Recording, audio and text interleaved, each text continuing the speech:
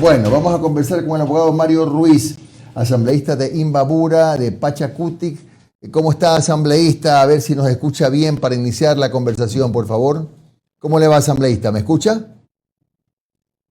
Sí, le ¿Cómo le va? escucho. Perfecto. Fuerte y claro. Muy bien, bueno, ya habíamos dicho que usted, entre otras cosas, está en los anales de la historia como el hombre que propuso el nombre de Guadalupe Llori, que es la primera mujer de paso, y de Pachacutic, que ocupa la presidencia de la Asamblea Nacional, de suyo, muy importante. Sin embargo, lo que ahora más nos ocupa más la atención, es saber y entender, si usted cree, asambleísta, que esa mayoría que se ha formado, la verdad es que apenas 70-71 va a estar sólida, no sé si va a crecer, como para poder legislar y fiscalizar.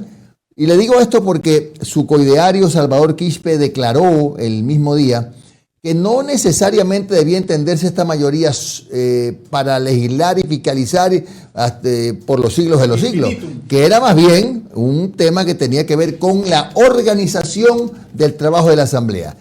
¿Cómo mismo es esta mayoría, asambleísta Ruiz? Primeramente, un saludo cordial y respetuoso a todos los ecuatorianas que nos miran a través de su prestigioso medio, Jimmy. Y en segundo lugar, en la sesión de instalación de la Asamblea Nacional se dio una muestra de que los asambleístas y las asambleístas que estamos ahora en funciones queremos legislar y fiscalizar en favor de las grandes mayorías, sin amarres, sin deshonestidad y sin corrupción. Queremos recuperar la institucionalidad, la dignidad y la credibilidad que tiene que debe tener la Asamblea Nacional y que fue manchada con los anteriores legisladores. Entonces, esas muestras, esta vez se da la primera muestra de eso. Ajá. Y obviamente, conforme vayan presentando los proyectos de leyes, las reformas o la fiscalización que tenga que haber, los acuerdos legislativos se irán realizando para eso, para legislar y fiscalizar de esa manera, para inaugurar la honestidad en la Asamblea Nacional, porque aquí estábamos acostumbrados a ver una asamblea que únicamente acordaba para socapar corrupción o para legislar en favor de sectores políticos y económicos que han venido usufructuando, gozando de la mayoría o del trabajo de la mayoría de los ecuatorianos. Entonces, actualmente eso es lo que pasó. Se demostró que sí se va a poder legislar o sí se pueden hacer mayorías para eso.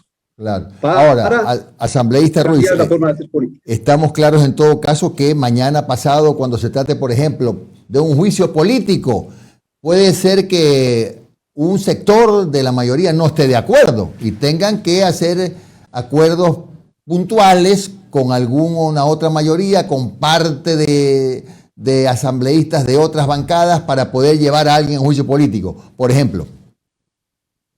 Como no estuvo de acuerdo un sector de los asambleístas en nombrarle a la compañera Guadalupe Llori como presidenta de la Asamblea Nacional, eso siempre va a pasar, pero los asambleístas y las asambleístas que quieran darle muestras al país de que están legislando, fiscalizando para la mayoría de ecuatorianos, tienen que confluir en este sector donde, en este sector de la honestidad, porque va a haber dos opciones: legislar y fiscalizar a favor de las mayorías del pueblo ecuatoriano, del progreso del país, y legislar y fiscalizar a favor de la vieja forma de hacer política, de los amarres, de la corrupción, de socapar a ciertos, tal vez políticos que actúen de una forma que no es adecuada. Asambleísta, dígame, asambleísta, ¿qué va a pasar con las comisiones legislativas? Ustedes hoy día, los bloques de mayoría, tienen una enorme responsabilidad, y esto es formar las comisiones, a donde evidentemente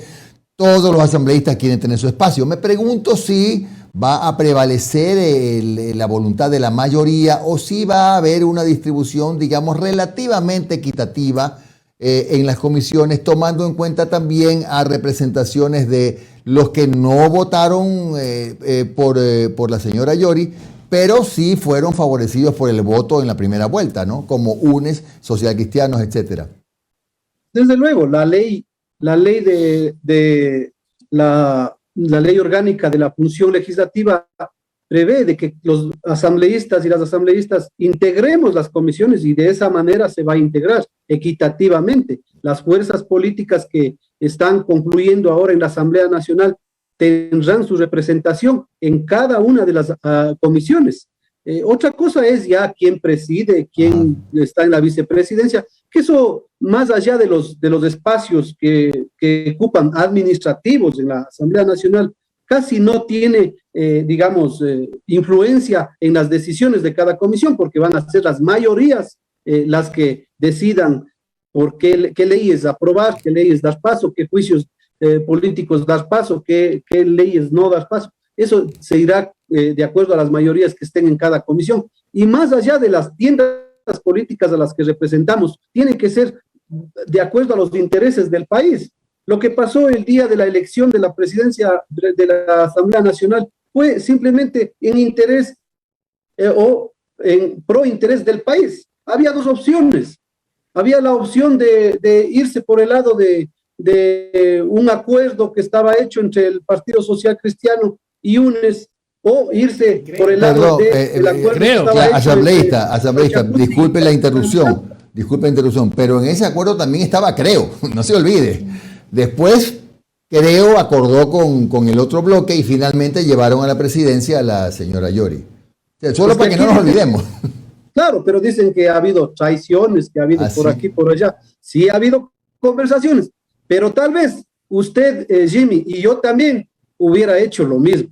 Decidir entre traicionarle a Nebot o traicionarle al pueblo ecuatoriano, chuta, 1000 veces me voy por traicionarle a Nebot, pero no traiciono los intereses al pueblo ecuatoriano. O sea, es una traición más suave, digamos. Más light, claro. Una traición más light. Asambleísta. Exacto. ¿Qué va a pasar más inteligente, inclusive. ¿Qué va a pasar, por ejemplo, con la ley humanitaria? Me preocupa porque, si no me equivoco, ustedes como Pachacutic no estuvieron de acuerdo, ¿ah? No sé si me falla la memoria, pero cuando ya en algún momento este análisis llegue al seno de la Asamblea, usted está en un bloque de mayoría donde Creo, por ejemplo, votó a favor. Y muchos independientes. Y muchos independientes, sus movimientos a lo mejor van a tener que alinearse porque están en el acuerdo nacional, qué sé yo. ¿Qué va a hacer Pachacuti, por ejemplo, allí, si tienen que tratar ese tema? Hay que puntualizar y recalcar que hay un acuerdo firmado en agenda legislativa, en puntos de convergencia, ajá, en una agenda legislativa con la izquierda democrática, no con el movimiento oficialista, con Creo. Entonces habrán coincidencias en las cuales nosotros apoyemos siempre que sea en beneficio del pueblo, y habrán cosas en las cuales no estemos de acuerdo y nosotros no vamos a apoyar. Siempre hemos dicho nosotros que la ley de apoyo humanitario tiene que ser derogada, y nosotros creemos que tiene que derogarse esa ley y poner otra ley que sí tenga que ver con el tema humanitario. Recuerde, Jimmy, que estamos aquí declarados en confinamiento los fines de semana, y las provincias del Ecuador, la mayoría son turísticas, y el turismo se reactiva los fines de semana. Un 70, un 80% del movimiento de los taxis, de los hoteles, de los restaurantes es el fin de semana. Nos confinan el fin de semana, no producimos el fin de semana, pero no dicen absolutamente nada con respecto a los préstamos que hay que pagar, los bancos, a los arriendos que hay que pagar. Entonces, ese tipo de actitudes que mandan a través de un decreto presidencial, sí tiene que regular una ley en el caso de este tipo de estados de excepción, que tiene que ver con el pueblo. Tiene que también no imponerse estos impuestos solo a sectores más pobres, a los sectores más pobres. Entonces, tiene que derogarse esa ley y impulsarse una nueva ley que tenga que ver con la reactivación económica desde abajo, porque la ley de apoyo humanitario lo que hizo es dejar que los empresarios, digamos, den o declaren de fuerza mayor o caso fortuito y manden a la calle a miles de trabajadores, alegando el caso, la fuerza mayor y caso fortuito. Sí, digan. Sí, ¿cómo está? Le saluda Londra Santiago. Una preguntita antes de darle paso a Omar. Y hablando de este tema de la traición, preferible traicionar a Nebot que al pueblo ecuatoriano. Nebot acaba de dar una entrevista en donde dice que cuenta que Lasso decía que Pachacutic no le iba a permitir ejecutar el programa de gobierno y le dice al entrevistador, usted ve a Pachacutic votando por la extracción de petróleo, minería, etcétera, etcétera. Entonces, en algún futuro, cuando estas cosas se dé, preferible traicionar a Guillermo Lasso que al pueblo ecuatoriano. Nosotros no hemos acordado con el señor Guillermo Lasso algún programa de gobierno. Así es, no hay acuerdos de programa de gobierno, o sea, eso hay que recalcarlo. Hubo una digamos ahí, una decisión de los asambleístas de la bancada del Acuerdo Nacional, del BAN, en apoyar a la candidata de Pachacuti, porque ellos tenían la otra opción, que era apoyar al candidato del Partido Social Cristiano y de UNES. Entonces, eso es lo que hubo, pero más allá del programa de gobierno no hemos conversado absolutamente nada con el gobierno electo. Asambleísta. Tendremos que ir viendo cómo, tampoco decimos que somos oposición en el primer día, habrá que ir viendo cómo va desarrollándose, qué proyectos de ley va ingresando y ahí veremos, ¿no? Asambleísta, buenos días. Omar Jaén, ¿cómo está, asambleísta? Muchas gracias por atendernos. Sí que el internet es un drama de todos los días. Oiga, asambleísta, a ver, entonces para dejar claro, el pacto fue para conseguir la presidencia y asegurarse buenos puestos en las comisiones. Hasta ahí. Hasta ahí, para la administración de la Asamblea. Perfecto. Más allá, ya la agenda legislativa está hecho un acuerdo con la izquierda democrática. Ya, entonces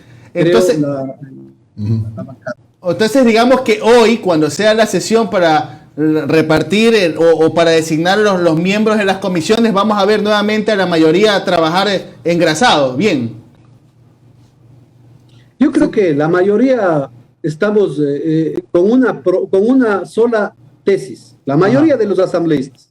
Y la tesis es recuperar la credibilidad que debe tener esa institución que representa a la mayoría de ecuatorianos, que es plural, que viene de todos los partidos políticos, de todos los sectores, de todas las, digamos, de todas las etnias. Entonces, queremos recuperar esa dignidad de la Asamblea Nacional. Queremos recuperar la credibilidad de la Asamblea Nacional. Entonces, tenemos que ponernos de acuerdo para eso. Y para eso, lo que hay que hacer es inaugurar la honestidad en la Asamblea Nacional. Hay que ir y ser honestos y hacer los acuerdos que tengan que hacerse, pero en función de las grandes mayorías y dándoles espacio a todas las fuerzas políticas que están en la Asamblea Nacional. Perfecto. Y la última interrogante, abogado. Usted, al menos en 2 ocasiones en esta entrevista, dice había 2 opciones, o votar por un acuerdo a favor del país o votar por la corrupción de todo. Es decir, entonces, que usted dice que el bloque de UNES y el Partido Social Cristiano representan esa corrupción, porque, ojo, entre ellos también tienen 66 votos. Entre el Partido Social Cristiano fue el que llegó con Guillermo Lasso, que ahora es aliado de ustedes, llegó al poder. Ojo que UNES es el bloque con 49 asambleístas, el que más asambleístas tiene en el Parlamento, es decir, que más gente en el país votó por ellos. Entonces, ¿no cree que a lo mejor ese tipo de discursos no compagina muy bien con ese deseo del país del encuentro del que habla el presidente Lasso? No, pero yo no he dicho que un sector represente a la corrupción, otro sector represente a la no corrupción. Lo que yo he manifestado es que, en efecto, la mayoría de ecuatorianos confiaron primero en Pachacuti. Ustedes recuerdan que Pachacuti también gana en 99 de 221 cantones, en 13 de las 24 provincias. Entonces, y que el presidente electo también gana en toda la sierra ecuatoriana y la Amazonía. Es decir, es legítimo que Pachacutic tenga la presidencia de la Asamblea Nacional. Es legítimo que una mujer que ha luchado tanto, que ha venido del crisol de la lucha social, esté ahora a la cabeza de Asamblea Nacional. ¿Por qué? Porque no se les ha dado espacio precisamente a las mujeres luchadoras como Guadalupe Llori. Eso más bien es una reivindicación, digamos, un reconocimiento a la mujer ecuatoriana. Entonces, no es tan, digamos, que tan así de que vamos a representar, estamos divididos. Veremos ya que en los bloques legislativos, ¿quiénes van a confluir para encabezar y para empujar leyes que beneficien a nuestro pueblo? Y quiénes también van a concluir o van a defender leyes o socapar corrupción o juicios políticos que no quieren dejar pasar. Ya se verá. Y la historia y los ecuatorianos los juzgarán a cada uno. La última asambleísta, la última consulta. Mire, se vienen las elecciones de la CONAIE. Sí, porque tiene que irse rapidísimo, brevísimo. Se vienen las elecciones de la CONAIE y todavía hay esa situación un poco extraña, ¿no? De que Pachacutic y la CONAIE, cuando se eligió a Yacu Pérez, tuvieron un roce, porque lo que se dijo en la CONAIE es que Pachacutic eligió a Pérez pasándose por encima, etcétera. ¿Cómo van a hacer para poder confluir ahora que tienen la presidencia de la Asamblea y que el panorama para la CONAIE se ve mejor, para que Pachacutic y la CONAIE pues más o menos vayan por la misma línea, ¿no? En las organizaciones colectivas como la CONAIE y Pachacutic, que es un movimiento plurinacional de carácter asimismo colectivo, corporativo, de abajo, siempre va a haber este tipo digamos, de fricciones, porque no hay un dueño del partido político, no hay un dueño de la CONAIE. En otros partidos políticos, claro, un dueño desde arriba dice, tal persona quiero que vaya de candidato y se fue, tal persona quiero que vaya de candidato provincial y se fue. Acá no, acá se deciden desde abajo y por eso siempre van a haber, digamos, diferencias de criterios. Pero más allá de eso, nosotros creemos que en la CONAIE tiene que estar un cuadro político, un cuadro que reconcilie a todos, que junte de nuevo a las 4 regionales y que tenga la capacidad y la fortaleza de mantener esa unidad entre el Pachacutic y la CONAIE, y que sobre todo tenga la capacidad y la fortaleza de saber tomar decisiones en momentos determinados, en momentos que sean de trascendencia nacional. Eso es lo que necesitamos y creemos que en la CONAIE hay suficientes cuadros para eso. Y los candidatos que están ahora mismo, digamos, como precandidatos a presidentes, cumplen con esos requisitos. Muchas gracias al abogado Mario Ruiz, asambleísta de Imbabura de Pachacutic. Que tenga usted un buen día, asambleísta. Vaya rápido ya a la asamblea.